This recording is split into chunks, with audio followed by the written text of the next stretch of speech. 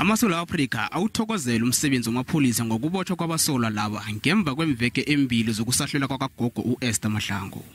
uMahlangu iminyaka ema-87 wangenelwa umuntu ongaziwa kwakhe wambetha wathatha isigidi sakhe kunye nemali ekungaziwa kubona imalini. Umsolwa omunye uJan Mlimani Kwati Masilela ukhutshwe ngebhayili kanti omunye onguKhansi Sikhosana usavalelwe. Okhulumela amapholisa weMpumalanga uBrigadier Sylvie Muhlala ubeke ngalindlela.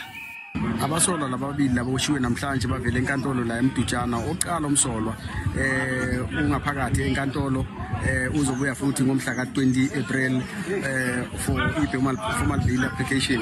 Bese lo wesibili yena uthole ibail ye-3,000 rand uzobuya futhi ngomhla ka-10 May for lamacala laba abukane nawo.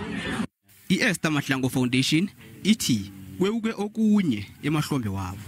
Lobe yenzakala namhlanje ngekhodwa kwaMagistrata wangeMdutshana sithokozele ugogo nawo khomzile ukuthi uthokoze khulu umthwalo kade usemahlombe akho ubonakale wehlile ukhululekile ngoba beka balabala nje ukuthi mara ngibani lo wenze lokhu yimi njengoba bavelile nje abasolwa ngoMagistrata kokuthokozile ukhululekile uhalele naye ukuthana ngaya ayozibonela ukuthi ngibani owenza into le isehlaka lesikuye akhona umqobola ngedondolo mara nokho zange simvumele. Kulindeleke ukuthi umsolwa abuyele ekhotho godi mhla amalanga ama-20 kuSihlabantangana la ayokufaka khona isibawo sebhayili ngokusemthethweni.